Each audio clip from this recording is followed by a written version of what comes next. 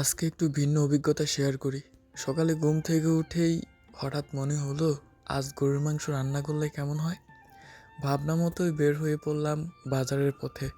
বাজারে ঢুকে চেনা সেই চিরচেনা দৃশ্য, চারদিকে মানুষের ভিড়, দোকানদারদের হাঁকডাক আর টাটকা মাংসের গন্ধ।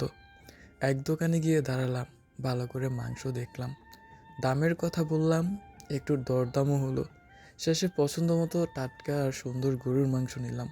মাংস হাতে নিয়ে যখন বাসার পথে হাঁটছি, তখন মনে হচ্ছিল আজকের রান্নাটা নিশ্চয়ই স্পেশাল হবে।